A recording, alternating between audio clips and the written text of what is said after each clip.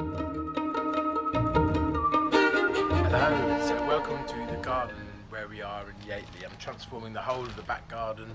As you can see, it's been dug out and it's ready for planting. I'm going to plant mainly on one side ornamentals, have a pond area, and also on the other side we're going to concentrate on veg and growing as much food as we can for the kitchen. We've also got the polytunnel up the road in Frogmore, which I'm very excited about. The Harwood family who very kindly said that I could grow in their back garden, so we put a polytunnel up. A couple of weeks ago Storm Hannah came along and it blew the cover of the polytunnel off, but we've put that back now and it's all back in action. We've got stuff growing there like onions, and some courgettes were planted. The polytunnel cover blew off, but the courgettes seemed to be okay because we didn't have a frost or anything like that. And now I've planted peppers. I've just planted sweet corn today, so really excited to see if we can get the sweet corn. I planted 22 sweet corn plants, but only 12 came out, so I'm hoping that will be enough. Maybe I'll have to just buy a few more plants just so that we can put them and they can pollinate each other, because you always need a big group of sweet corns for it to work. But at the moment I've got a few things to plant in the garden: Sequoia Virginiana, the painter's palette, and Aranchus, a plant that I've loved for years. Goat's beard plant, beautiful flowers and very, very beautiful red foliage as it comes out, and then towards the end of the season it turns a kind of a rusty red colour. Beautiful, beautiful plant, so I can't wait to plant those. And so I'm just about to plant Sequoia Virginiana. It's also known as painter's palette, and you can see why. Beautiful, very fine flowers on it, and it's little white flowers, but it's just mainly for the leaves that people like it.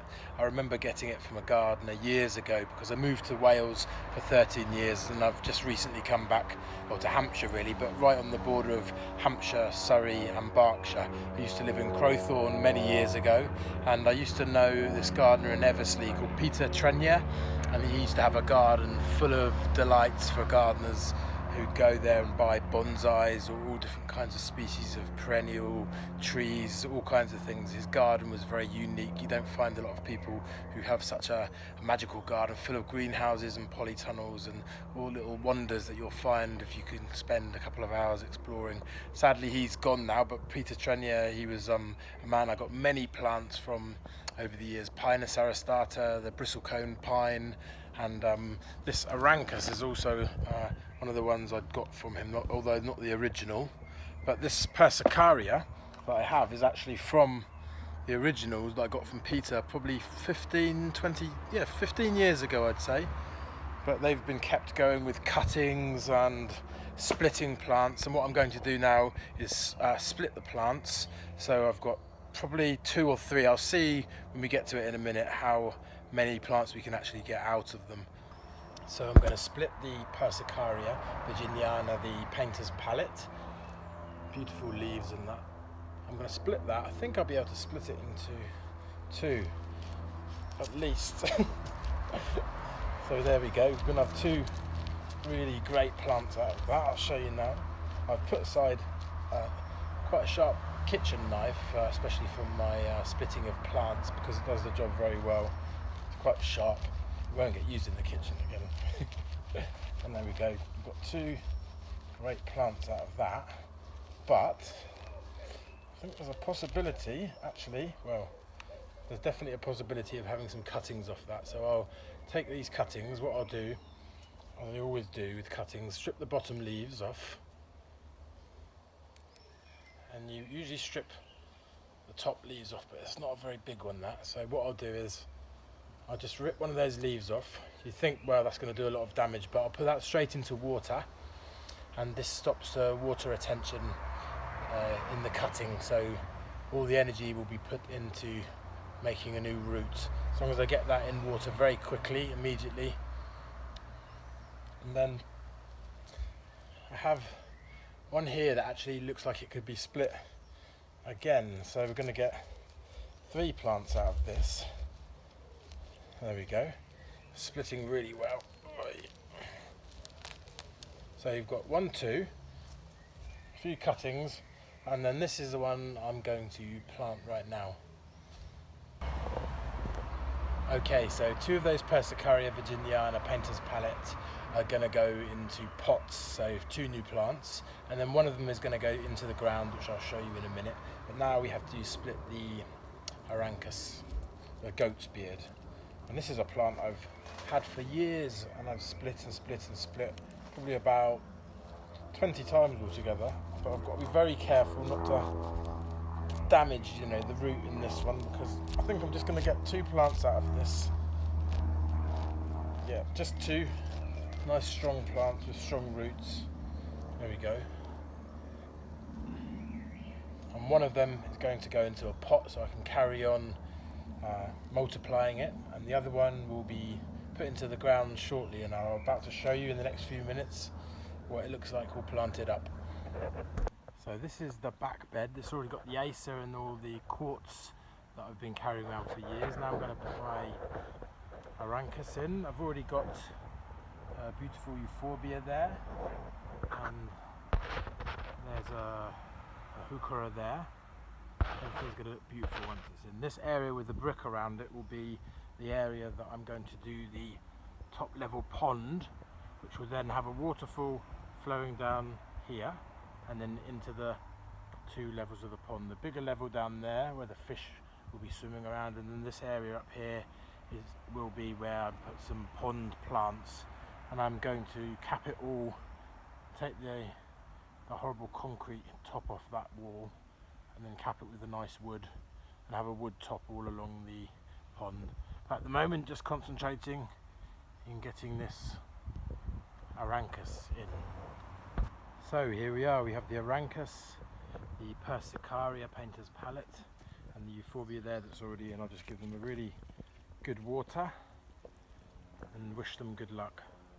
And they're going to go really well with the acer and the white quartz there, and also this pond, this top pond that will have a little mini waterfall going down into this bottom pond. Can't wait to show you. I'll update you as soon as I make some. Here we have the cuttings of the Persicaria, 2 extra Persicaria plants, and the Aranchus there, which is always good to keep a sample of so I can make more of them in the future. And this one here actually is Lao.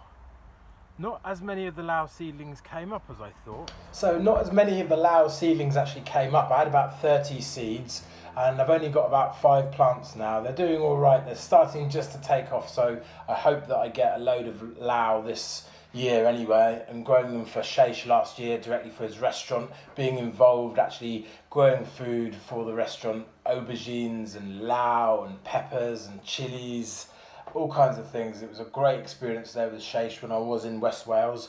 I was commuting every week actually for 2 years in West Wales with Leonardo, and then I was commuting Sunday night sometimes, even arriving early hours of the morning Monday and going straight to work. It was a real hard life to live, but now we're settled in Yateley. We've got a garden up the road as well with a huge polytunnel.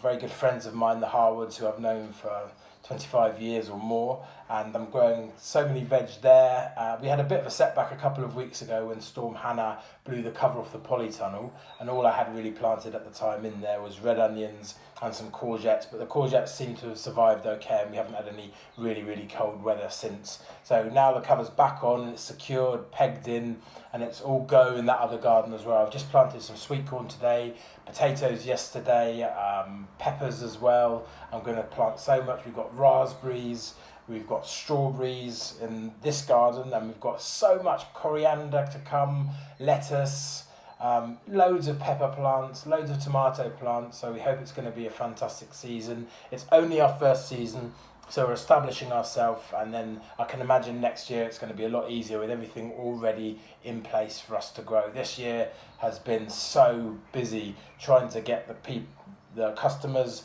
and trying to do our garden and do the other garden as well.